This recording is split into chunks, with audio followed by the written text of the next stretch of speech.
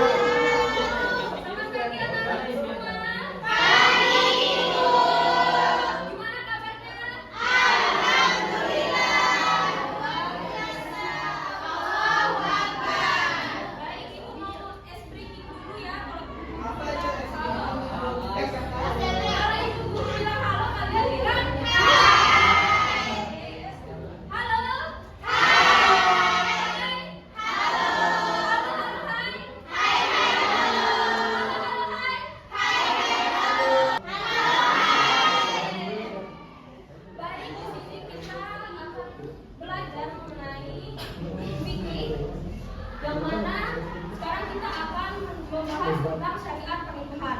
Nah, mendengar kata pernikahan ini, di benak kalian apa yang terlintas di pikiran kalian? Apakah kalian ribet?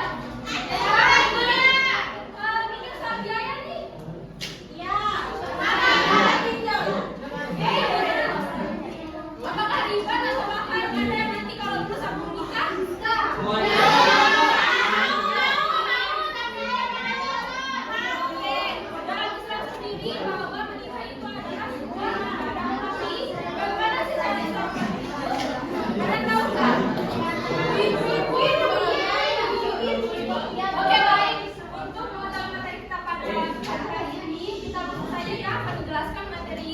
Kita oleh Bapak Guru Gunawan. Silakan.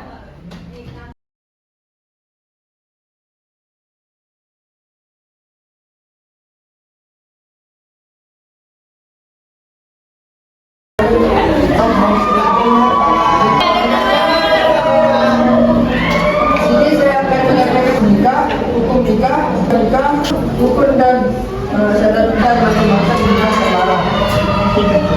Pertama yaitu dari definisi nikah. Secara bahasa nikah berasal dari bahasa Arab, yaitu nakah ayat dulu. Terus adapun menurut Kamus Besar Bahasa Indonesia, nikah adalah suatu ikatan antara lelaki dan perempuan untuk melakukan perkawinan yang dilakukan sesuai dengan ketentuan hukum dan ajaran agama.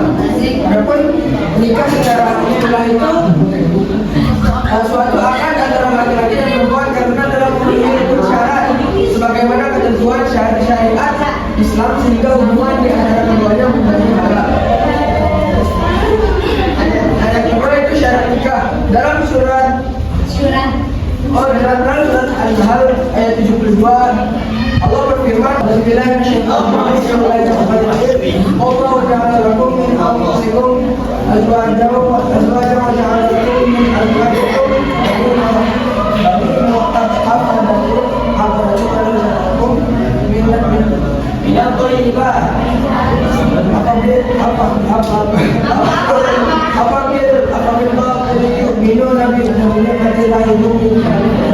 yang artinya Allah menjadikan bagimu pasangan suami atau istri dari jenis kamu sendiri, menjadikan bagimu dari pasanganmu anak-anak dan cucu, serta mengaruniai kamu rezeki dan yang baik.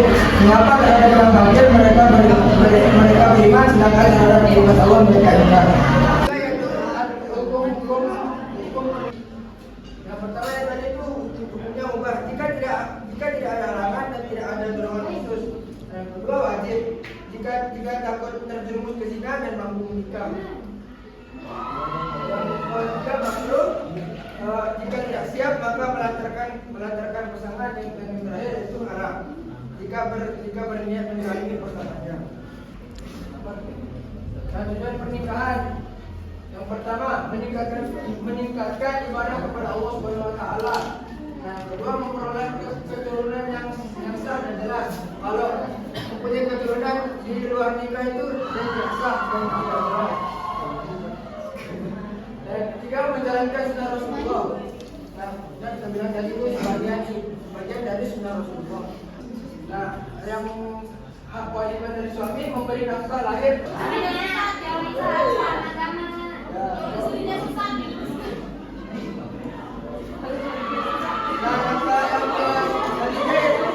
Kewajiban dari istri yang pertama, taat kepada suami dalam hal yang makruh. Kedua, menjaga harta dan kehormatan keluarga.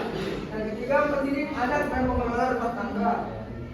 Oke, baik, setelah kita baru saja menjelaskan mengenai syariat dan peran pernikahan, sekarang kita lanjut ke berdiskusi atau berdebat. Kali ibu telah membagi kelompok kalian. Silakan untuk maju kelompok pertama dan kedua dulu, mulai dari kelompok pro dan kelompok kontra. Saya dari kelompok pro di sebelah kanan ibu dan kelompok kontra di sebelah kiri ibu.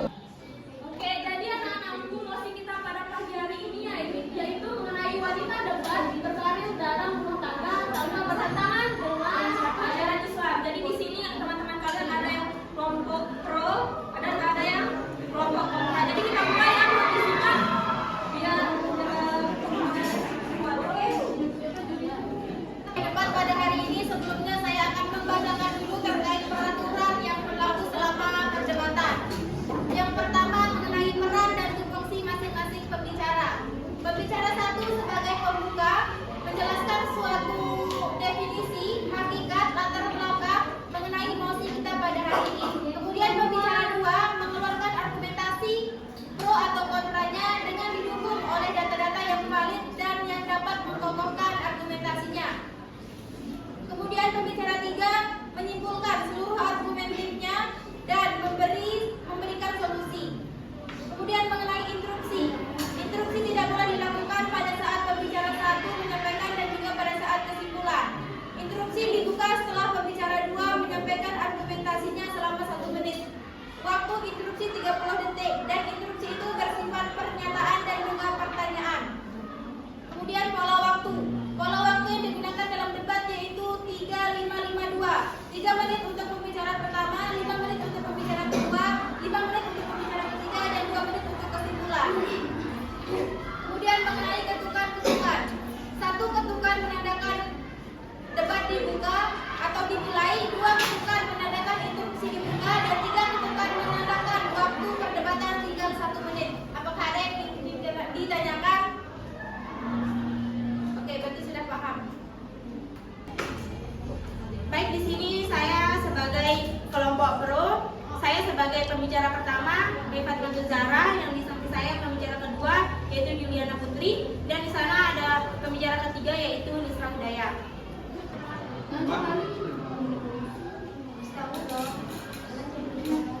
Assalamualaikum warahmatullahi wabarakatuh. Waalaikumsalam warahmatullahi wabarakatuh.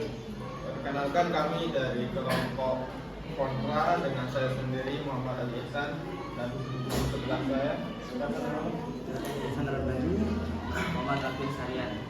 demikian. Baik, mosi kita pada hari ini yaitu wanita dapat berkarir dalam rumah tangga tanpa bertentangan dengan ajaran Islam. Kami persilakan untuk diburu kepada pembicara satu, silakan. Di sini mosi kita yaitu wanita dapat berkarir dalam rumah tangga tanpa bertentangan dengan ajaran Islam. Yang dimana kita ketahui bahwa wanita sebagai ibu rumah tangga itu berhak untuk berkarir dimanapun dan kapanpun. Nah, di sini kecuali dia itu tidak melupakan tanggung jawabnya sebagai seorang istri, seperti menjaga anak, merawat suami, dan sebagainya. Nah, di sini wanita karir itu dalam rumah tangga itu diperbolehkan dalam Islam. Mengapa? Karena wanita itu diperbolehkan untuk memimpin di rumah suaminya, yang dimana seperti hadis riwayat Al-Bukhari dan Muslim mengatakan bahwa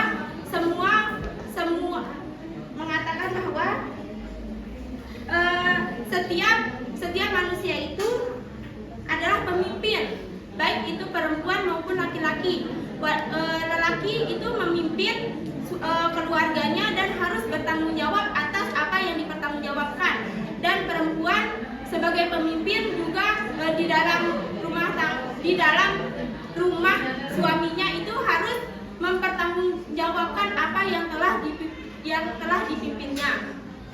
Nah, di sini saya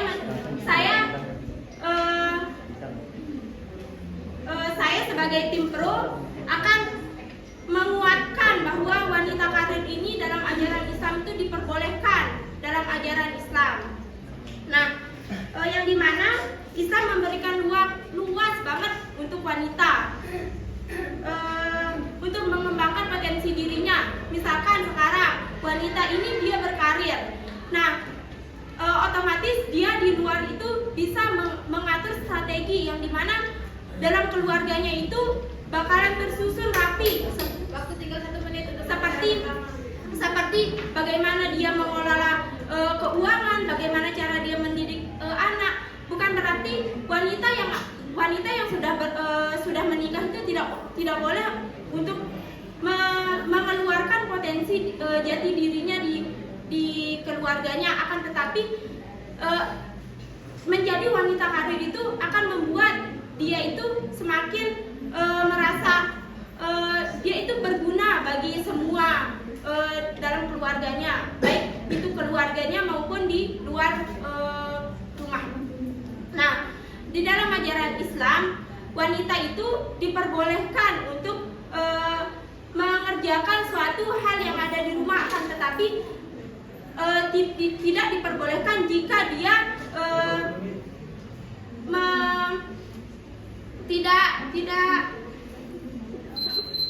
waktu habis untuk pembicara pertama. sekian. Baiklah, saya pembicara kedua akan menguatkan daripada argumen dari pembicara pertama bahwa kami setuju dengan mosi pada pagi hari ini, yaitu wanita itu dapat berkarir dalam rumah tangga tanpa bertentangan dengan ajaran Islam. Hal ini sendiri itu telah dibuktikan pada zaman dahulu, di zamannya Nabi, bahwa ada beberapa wanita-wanita solehah yang dimana mereka tetap bekerja walaupun mereka sudah berumah tangga. Contoh nyatanya adalah istri dari baginda Rasulullah SAW, yaitu Ibunda Khadijah, di mana beliau ini merupakan seorang pengusaha yang sangat sukses pada zamannya, di mana beliau ini menjalankan bisnisnya dari rumah dan mendukung dakwah daripada Rasulullah SAW. Selain itu ada juga seorang wanita muslimah di zaman itu, yaitu anak dari Abu Bakar yang bernama Asma binti Abu Bakar, yang dikenal aktif membantu dalam peristiwa hijrah dan menjalankan tugas-tugas penting dari rumah. Nah, dari beberapa contoh wanita muslimah ini dapat disimpulkan bahwa seorang wanita itu diperbolehkan untuk berkarir tanpa bertentangan dengan ajaran Islam, asalkan dia memenuhi syariat-syariat yang telah ditentukan, seperti contohnya menutup aurat, kemudian menjaga kehormatannya dan lain sebagainya. Baiklah, dengan yang terhormat dan rekan lawan debat yang saya hormati, pada kali ini saya sebagai pembicara ketiga akan menyimpulkan mosi bahwa pada mosi kali ini saya sangat setuju terhadap wanita dapat berkarir dalam rumah tangga tanpa bertentangan dengan Islam. Bahwasanya manusia itu sama-sama diciptakan sama-sama kedudukannya di hadapan Allah, dan juga wanita dan laki-laki itu memiliki kedudukan yang sama sebagai manusia. Wanita dapat berkarir di sini diperbolehkan. Mengapa? Karena agar tidak mengabaikan kedudukannya, agar tidak mengabaikan pekerjaannya dalam mengurus anak, mengurus suami, dan mengurus rumah tangga. Jadi, pada mosi kali ini saya sangat setuju terhadap wanita dapat berkarir dalam rumah tangga tanpa bertentangan dengan Islam. Baik, bismillahirrahmanirrahim. Assalamualaikum warahmatullahi wabarakatuh.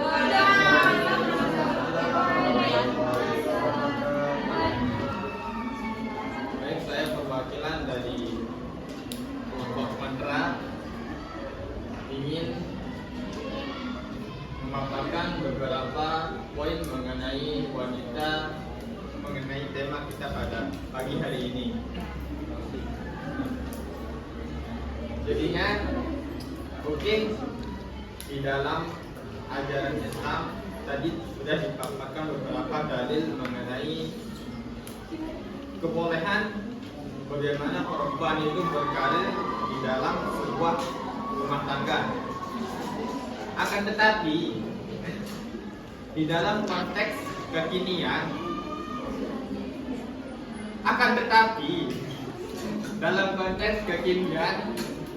bahwa bagaimana perempuan zaman sekarang membangun sebuah karir itu dengan memanfaatkan berbagai macam teknologi yang menampilkan berbagai macam bentuk tubuh, bentuk matanya, bentuk auratnya semua dibuka di dalam berkarir, di dalam membuat sebuah karir di bidang khususnya teknologi. Nah, jadinya di zaman sekarang ini sebagian besar perempuannya itu di dalam berkarir itu bertentangan dengan ajaran Islam. Karena kenapa tadi? Itu berkarir otomatis banyak para lelaki, para bujangan itu yang terlena atau terpesona atau tergoda dengan wanita yang berkarir, khususnya tadi yang menampakkan berbagai macam aurat dengan menggunakan beberapa website atau aplikasi saat ini, sehingga hal itu merupakan bertentangan dengan ajaran Islam. Sekian. Waktu dimulai sejak Anda berbicara.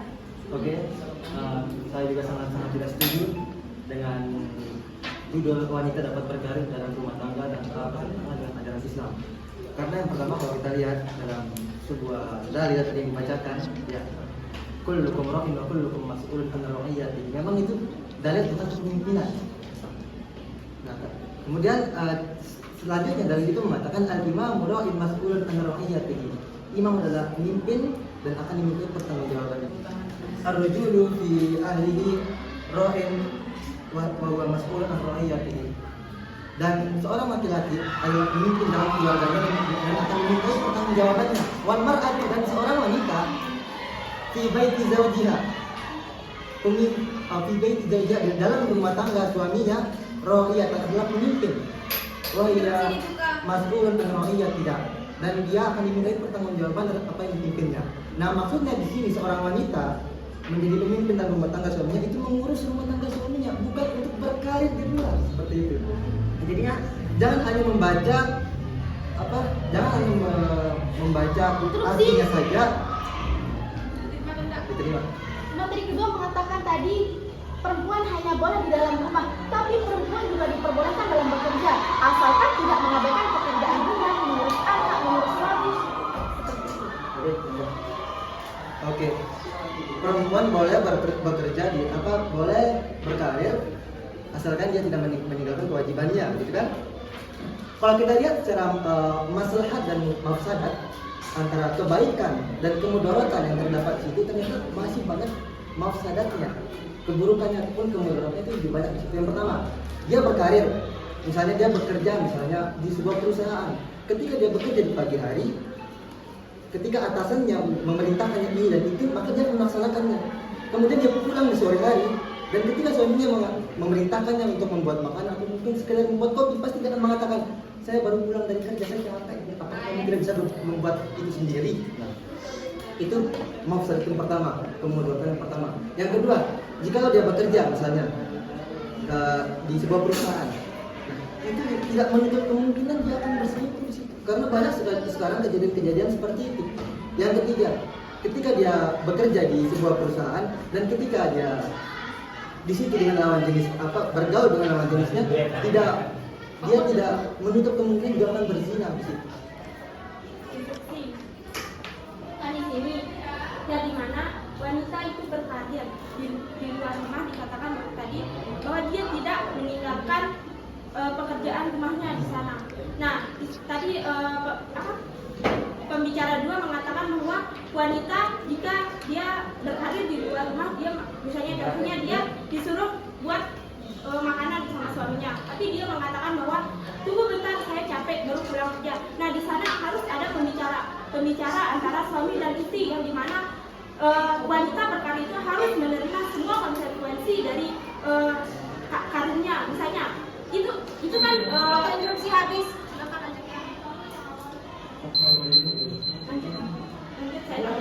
Jadinya dalam sebuah hadis tadi dijelaskan bahwa seorang wanita dalam rumah tangga suaminya itu bertanggung jawab dan akan dimintai pertanggungjawabannya. Maksudnya bertanggung jawab seorang wanita di dalam rumah tangga suaminya itu mengurus rumah tangganya, bukan untuk berkarir di situ. Ya. Jadi jangan memaksakan sebuah hadis ya, untuk menguatkan argumentasi bahwa hadis tersebut mendukung wanita tersebut berkarir di luar rumah seperti itu. Karena hadis tersebut menjelaskan kalau kita lihat asbabul wurud, sebab munculnya hadis itu, ternyata hadis itu menjelaskan bahwa setiap orang itu adalah pemimpin dan mereka memimpin sesuai dengan kodratnya masing-masing. Ketiga. Baik, saya Assalamualaikum warahmatullahi wabarakatuh. Baiklah, seperti yang dikatakan oleh pembicara 1 dan 2, saya tidak setuju dengan wanita dapat berkarir dalam rumah tangga tanpa bertahan dengan ajaran Islam, karena seperti yang sudah dijelaskan dalam surah Al-Ahzab ayat 33 bahwa itu dijelaskan bahwa wanita itu harus berdiam diri di rumah dan melakukan pekerjaan rumah tangga dan mendidik anak. Mendidik anak itu sebagai kewajiban daripada ibu rumah tangga. Adapun di antara misal berkarir atau hal yang lainnya itu tidak diprioritaskan. Yang diprioritaskan itu adalah mengurus rumah tangga dan mendidik anak, karena itu adalah kewajiban daripada istri. Dan seperti yang sudah dijelaskan oleh pembicara 1 dan 2 bahwa jika wanita itu berkarir maka itu akan banyak mudaratnya, seperti yang tadi itu. Misal kalau dia berkarir itu dia bisa memperlihatkan tubuhnya, bisa dilihat banyak orang, sehingga juga kalau dia berkarir juga kan kalau dia berkarir kan juga tidak bisa bagaimana memanajemen waktunya untuk bagaimana mengurus rumah tangga, mengurus anak, bagaimana untuk berkarir. Jadi 2 kali pekerjaannya untuk wanita yang berkarir itu. Jadi alangkah baiknya untuk bagaimana bahwa sudah seperti yang dijelaskan dalam Islam itu bahwa pria itu, laki-laki itu sudah seharusnya mencari nafkah dan perempuan itu sudah seharusnya untuk mendidik dan mengurus rumah tangga. Jangan nanti perempuan yang bekerja dan laki-laki yang mengurus rumah tangga. Jadi kalau kita kebiasaan dalam misalnya kita kasih ini wanita ini berkarir, nggak ada. Jadi kalau kita biarkan wanita itu untuk berkarir, maka itu akan tidak ada. Maka kita akan menimbulkan sistem liberal yang dimana nanti wanita itu yang akan memimpin. Kan dan dalam Islam itu kan yang wajib pemimpin itu kan pria itu ya. Jadi memang harus sesuai dengan ajaran Islam itu. Wanita mengurus rumah tangga dan pria itu mencari nafkah. Untuk tim pro untuk menyampaikan kesimpulan, waktu 2 menit dimulai sejak kita berbicara. Jadi di sini saya akan menguatkan promosi kita hari ini, yaitu wanita dapat berkarir dalam rumah tangga tanpa bertentangan dengan ajaran Islam. Di sini di mana jika wanita membantu seorang suami mencari nafkah itu akan berlipat ganda pahalanya. Yang dimana di sini kita sebagai calon-calon istri ini di sana kesempatan kita untuk berlomba-lomba mencari pahala, membantu suami dalam mencari nafkah. Yang dimana sekarang kita tahu bahwa ekonomi kita saat ini nggak mungkin lah suami itu, misalkan sekarang suaminya buruh berapa sih harganya, sedangkan sekarang ekonomi semuanya naik, beras naik, cabai semuanya itu naik. Kita tidak bisa untuk bergantungan sama gaji seorang suami. Nah, disitulah perannya istri untuk mencari nafkah tambahan sebagai seorang istri untuk membantu biar bisa hidup dalam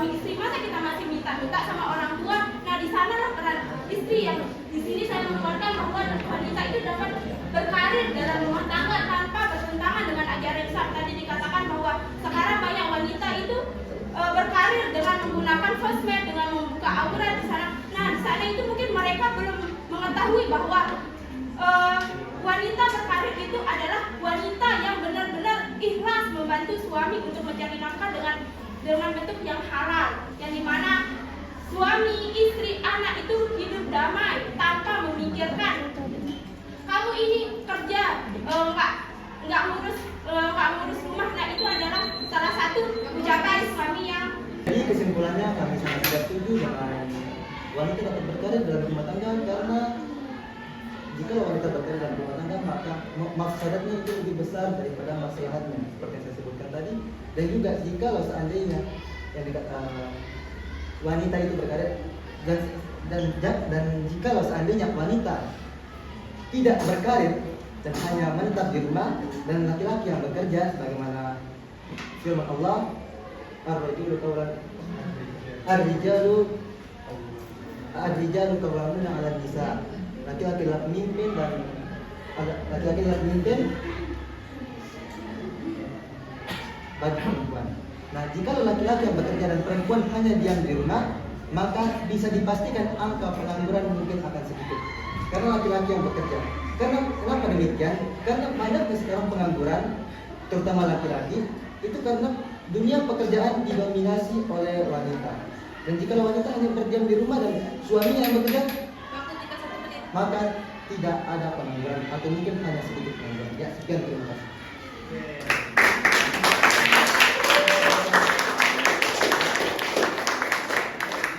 Tim pro dan tim kontra sangat memiliki alasan yang cukup kuat dalam mempertahankan argumen mereka, yang mana tadi tim pro mempertahankan posisinya dengan beralasan boleh seorang wanita itu berkarir asal jangan melupakan kewajiban mereka di rumah. Sedangkan tim kontra menentang daripada posisi kita pada pagi hari ini karena beralasan berisiko menimbulkan kemudaratan yang sangat besar daripada mafsadatnya, yang mana sering kita lihat bahwa wanita yang berkarir itu menampakkan auratnya di luar sana sehingga laki-laki yang lain itu tergoda dan juga seringkali melupakan peran pertamanya sebagai seorang ibu rumah tangga seperti mengurus suami, anak dan sebagainya karena mereka berkarir. Maka dari itu kita dengar dulu pengumuman dari juri bahwa siapa yang akan menjadi pemenang kita pada debat pada pagi hari ini.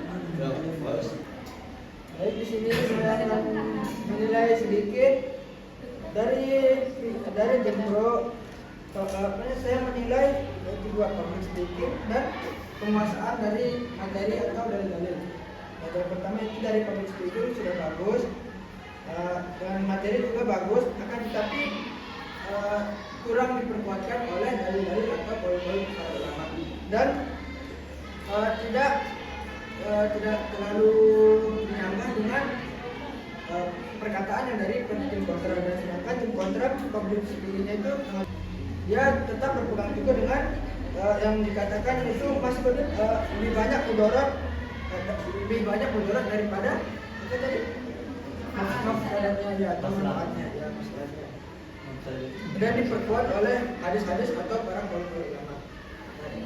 Maka dengan ini juri memutuskan pemenang dari debat pagi ini yaitu tim kontra.